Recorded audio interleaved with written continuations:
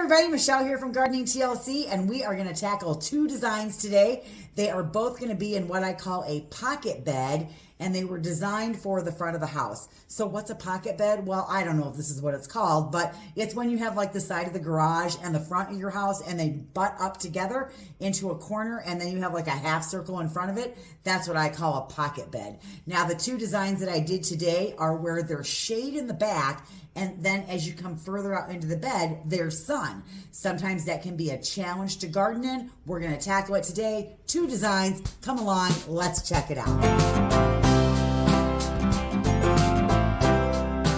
So for those of you that are new here, I am Michelle. I am a retired landscape designer. I used to run the landscape division for my company. I own a garden center. I'm a home gardener, but I love to share what I know with other people because I've been doing it for quite a while. Now, I am not the end all of everything that there is about gardening, but I hope that my channel will help somebody be inspired to go out and garden, learn a little tidbit that will help them be a better gardener or make gardening maybe easier for them. So the two designs that we're going to do today, I actually did for customers. I think one of them's like 6 years old and the other one might be three years old, but both of them we installed, and these were the designs that we did. So I hope that they're fun, I hope they're helpful, and I hope that you are inspired to go get in your garden today. Yep, sometimes this is what you start with. You show up for an appointment and they're like, help, help, I don't know what to do. I have an overgrown weed mess. So we create designs and we create landscapes that would give people beauty, but also low maintenance, because most people don't want to tinker in the garden when they hire a landscaper. It's because they want their house to be beautiful, but they don't necessarily want all the work that goes with it.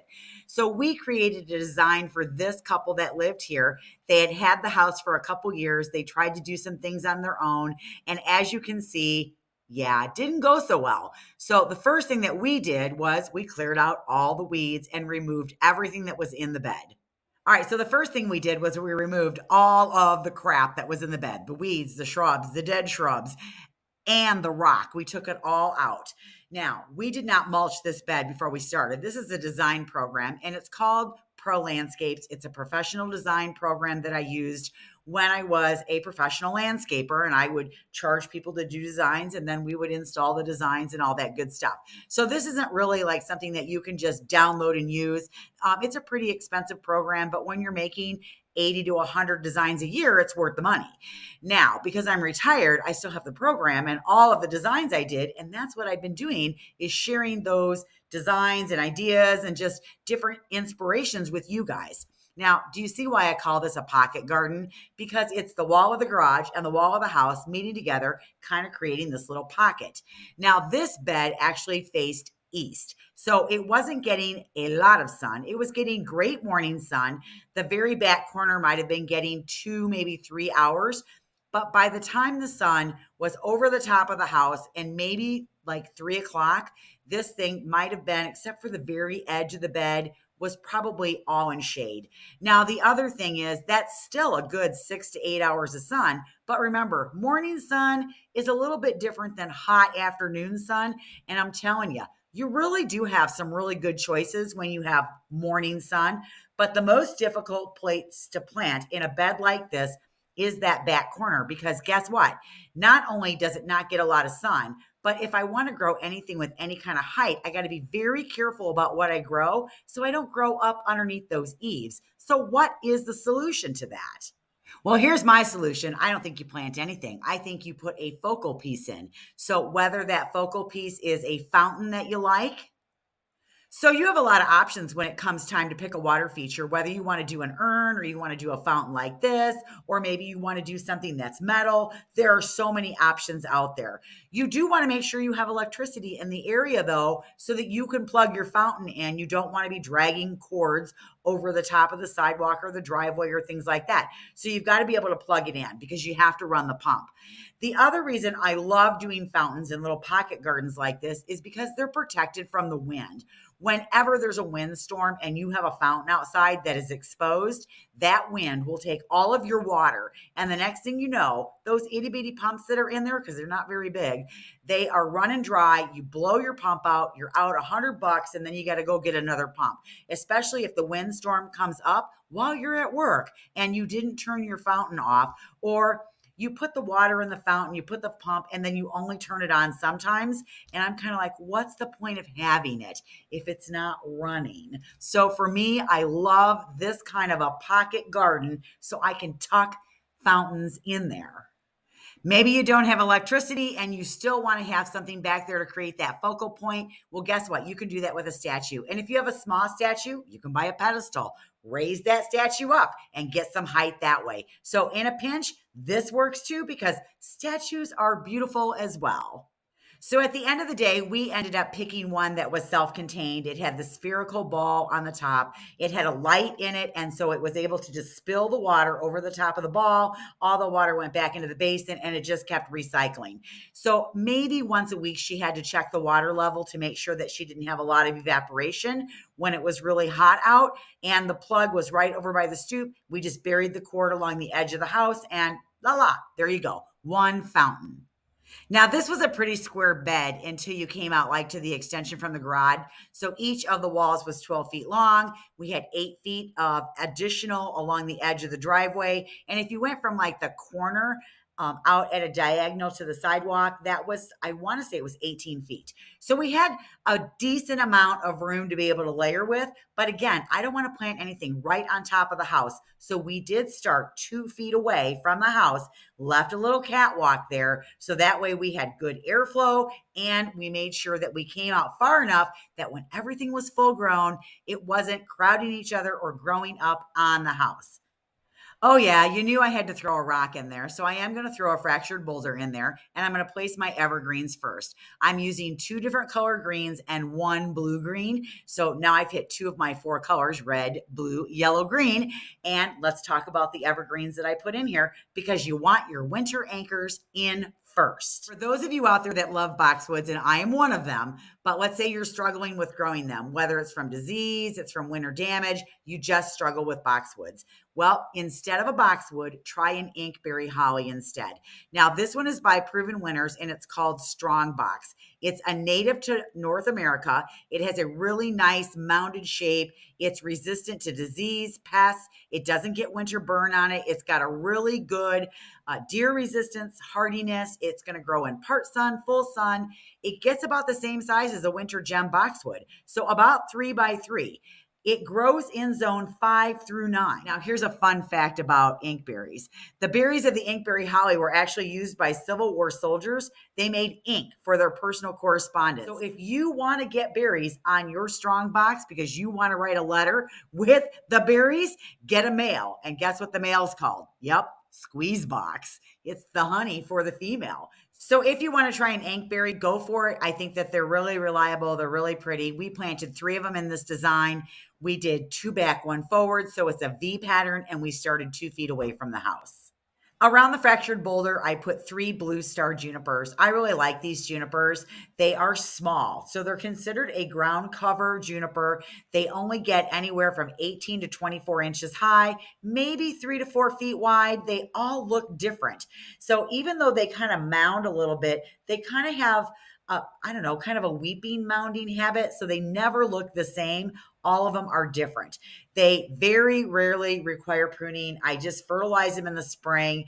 They're drought tolerant once you put them in. Deer and rabbit pretty much leave them alone. They have a beautiful blue color to them, and they just give you that nice winter interest in your garden bed. I like mugo pines too, and slow mound is probably the one that I go to the most often. It has a really good cold tolerance growing all the way up to zone 2. Rabbits leave this one alone, and I've never seen deer eat mine. In my area, doesn't mean they won't, but I've never had one eaten by deer. These guys are very rugged, very hardy. They're very steady in the garden. They are slow growers. So maybe 1 to 2 feet high and maybe 5 to 6 feet wide in 10 years, maybe 3 feet high in like 25 years. So that's a long time for those guys to get that big. These guys really do have a nice growth habit. They have a nice green color. They're a great anchor. You can plant them in mass, or you can plant them as one single specimen plant in your garden. And oh, it looks so nice. They've got these really kind of medium length needles on them that are just really super pretty. I have added two perennials to the bed, the first one being a calamagratis grass. Now, this is a cool season grass, and yes, I have one here by the garage. I did put one on the other side. You'll see that at the end when I show you the final picture. Now, this is a feather reed grass. It is a cool season grass, and that means that it grows when it's cool out, and it kind of goes dormant in the heat of the summer. It will start growing pretty early in the spring. In fact, mine are already growing. Usually once the ground is above 45 or 50 degrees, these guys will start growing.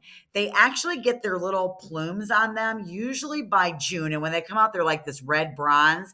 Then they age to this weedy almond color. They don't do a lot of growing in the summer, and they might put on a little bit more growth in the fall when it cools back down. But these guys are what we call a medium-sized grass. I like them because they're the ones that you see in the parking lots everywhere, but they're really hardy. They come back every year. The centers don't die out. They only get about 6 feet tall and about 3 feet wide. They'll grow in full sun and they'll grow in part shade. Now, when I say part shade, they need at least 6 hours to get this nice, upright, full appearance to them, and they don't have to be fertilized, and they're drought tolerant once you get them established. So this is a really great grass. If you've never grown a grass, I would recommend this one because it's super easy to grow. I added Nepeta to the bed because it's easy to grow, has a great color, and it blooms for a really long time. Now, this is the Proven Winner cultivar Cat's Pajamas. It's a smaller version of the Cat's Meow, but it only gets 14 inches high and like 20 inches wide. So pretty good width on that. It grows in zone 3 through 8. Now, what I like about this one is when it grows, it comes up pretty early in the spring. Usually here in zone 5, I'm starting to see it flower around the beginning of May. Now, unlike other nepetas that are larger where the center starts to grow and it flops open, and if you don't shear it back, it looks kind of sloppy. When I grew this one last year, it stayed really neat and tidy, and I did give it a cutback, but I don't know that it would have affected it a whole lot and made it look messy if I wouldn't have done that because it's so small. So I really like this because of its compact growing habit. And again, we put it in the front of the bed to give us that nice color. There's more sun out there, and it blooms pretty much all summer long. All right, we added 3 more perennials to finish off the bed and filled our low Sedona bowl with an annual ageratum. So let's take a look at the 3 last perennials that we put in here. In the back of the bed, topping off the chart, are my alliums that I love so much. And whether you plant Serendipity or Millennium, I like both of them. This one is the Serendipity from Proven Winners, 20 inches high, 15 inches wide. I just think these look good all the time. The foliage comes up. It's nice and strappy. It's pretty green. It gets purple billy balls on it. It looks good even when it doesn't have flowers on it. Deer and rabbit resistant. I love this plant.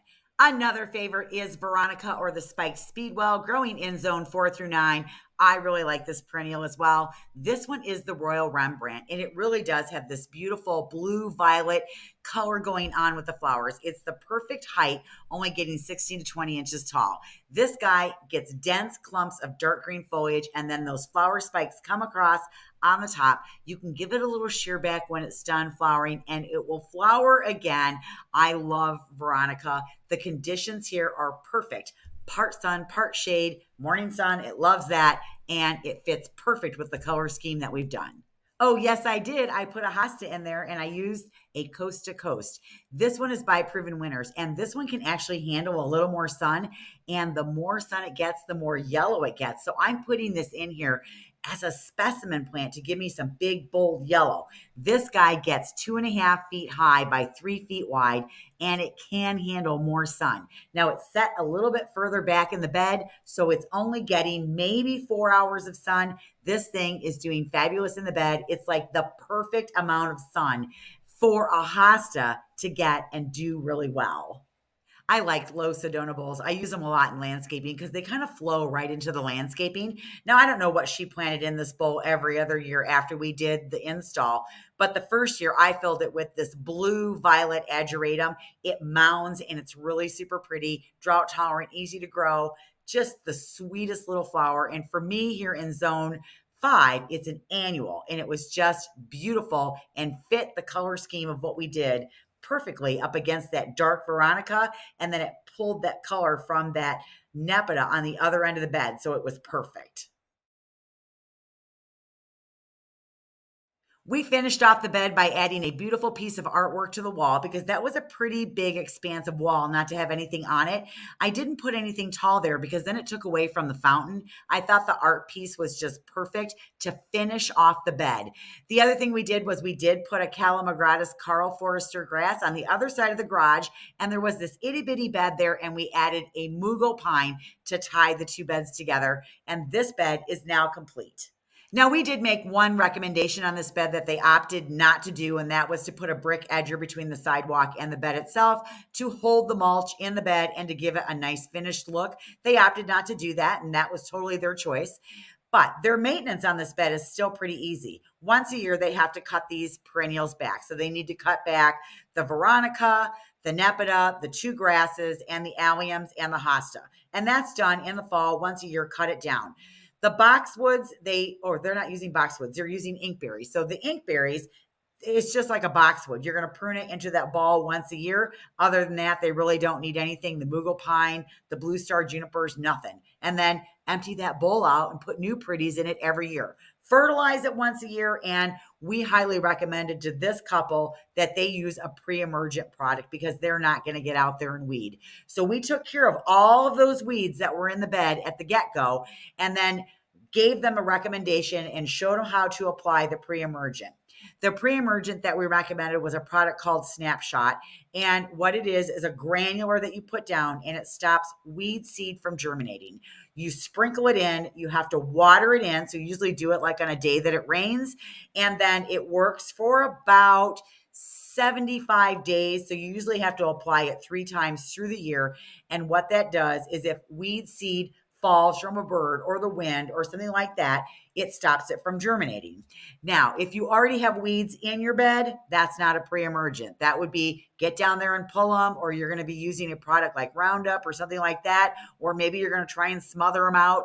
Those are really the only 3 ways that you can get weeds out of the bed. But remember, if you get them when they're small, it's a lot easier to manage than if they're 10 feet tall. So overall, I think that this one checked the box for them. They were really happy with it. They love their fountain. And I think this was perfect for them. Let's jump right into the second design. This one is a little bit bigger. Now, the walls on this are about 24 feet long on each side. We also have a whole embankment of windows that comes down to the ground, so we don't want to block the view of that. Also, if you look all the way to the right, guess what that is? Yup, that's a wellhead. So we had to stay 4 feet away from that wellhead and not plant anything. Now, they did have that big U over there on the side of the house, and we left that. I didn't touch it. And she actually did have some coral bells that were planted kind of on the edge there, and I actually dug all those up. And we did a tape measure 4 feet around the wellhead, and we didn't plant anything in the wellhead area. We did pull out the 4 U's that were against the house because they're kind of dated. I don't know that they were all growing and looking the greatest. They were up against the house. And when you kind of looked behind them, the back parts of them were dead. So we did take the boulder that they had and we reused it in another part of the landscaping. And she did have a bigger boulder in the back and we pulled it to the front. But the first thing we did was, we cleared the bed. We are solving our wellhead problem by strategically placing a boulder in front of it and then offsetting a pot behind it in a terracotta color. We don't want to plant anything within 4 feet of the wellhead because it can damage the casing of your well. So you want to make sure you keep things away from the well. Now, I am going to come over and in the center of the bed, we planted a beautiful Japanese maple and then put our evergreens in. One of the most attractive things about a Japanese bloodgood maple is that it really retains its color through the season. These guys get this beautiful burgundy colored leaf, and then it has a tendency to push more red towards the fall. They grow in zone 5 through 8. They will pretty much adapt to any soil type, but they do want good drainage. They want protection from the hot afternoon sun. So because this bed is facing east and the sun is going over the top of the house, it's going to get the right amount of sun. Now, the one thing that we have to do here with our Japanese maples in zone 5 is we have to protect them from the winter winds. So we don't plant them on northwest sides of the house because that's where the winter storms come in. And if we have another polar vortex like we had, I think it was like 5 years ago, I swear that killed every Japanese maple, or pretty close all the Japanese maples in town. Now, the one thing with a blood good Japanese maple is that they are going to get 15 to 20 feet high and wide. So I have certainly pulled this out far enough from the bed so that it's got, or far enough from the house that it's got plenty of room to grow. The only thing I do to mine is if I have like crossing branches, I might prune those out, but I fertilize it with a slow release fertilizer in the spring, and that's it. So along the windows, I really wanted to have something green there that I could have some winter anchor with, but I didn't want it to grow so high that it covered up the window. So I chose a Dobbs frosted juniper.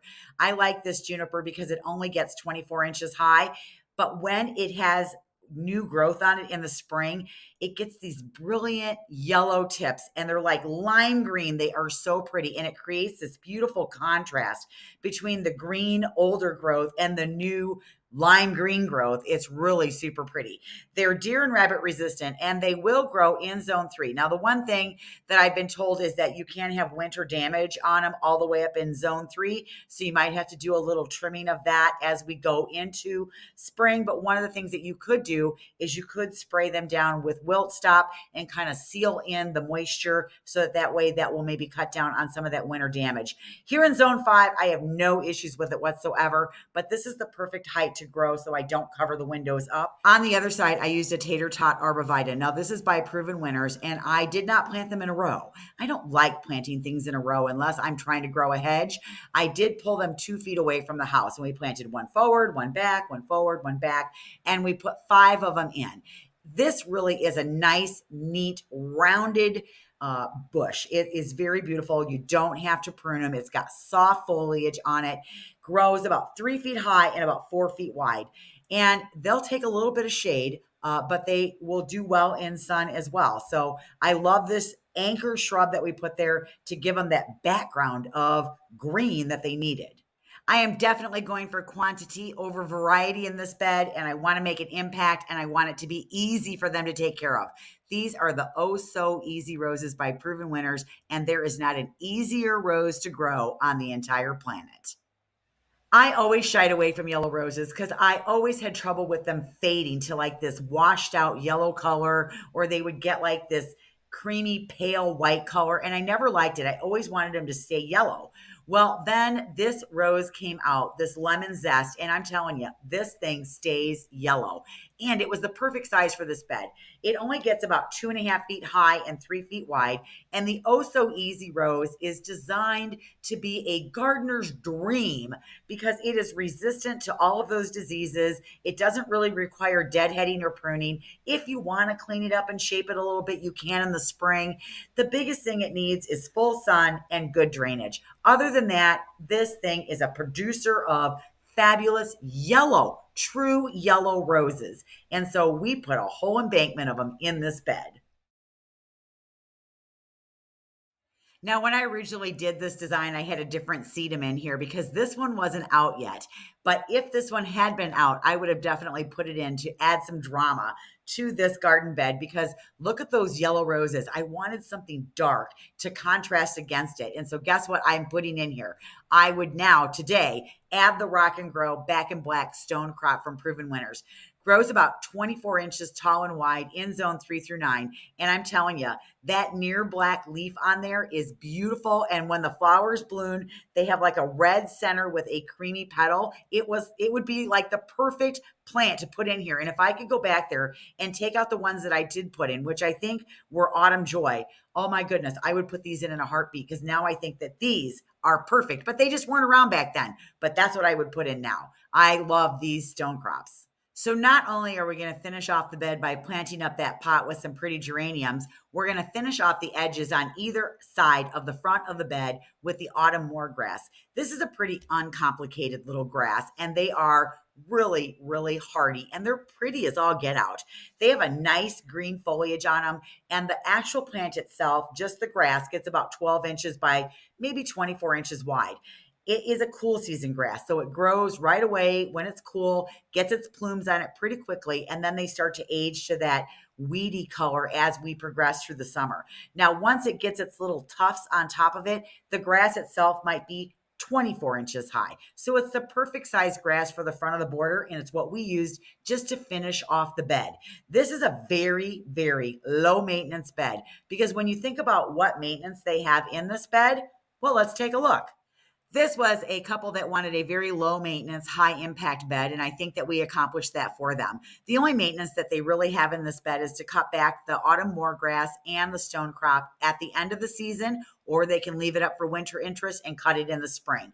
The Japanese maple, they're going to go in and look for diseased, dead, or dying branches or crossing branches and prune those out. They don't have to do anything to those evergreens. They have to fill that pot up with pretties once a year, and maybe once a month they have to go along these boulders and string trim out the grass so that it doesn't grow up in between the boulders and start creeping into the bed.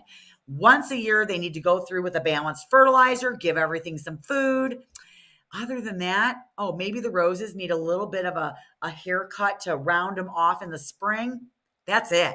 Oh my gosh, I don't think it gets any easier than that. So I think I checked all the boxes that they were looking for, and I actually think this bed is pretty beautiful. Oh my gosh, did you guys have a good time? I had a good time going back and looking at some of the designs that I did years ago. It is so fun to see how we progress and grow and learn as we, grow our skills. I hope that you guys learned something today. I hope it was enjoyable. I hope that you are ready to get out in your garden. We have 2 days of rain, and then it's going to clear up, and hopefully we can get outside and start working in the dirt. So you guys, thanks for watching. We will see you in the next video. Bye, everybody.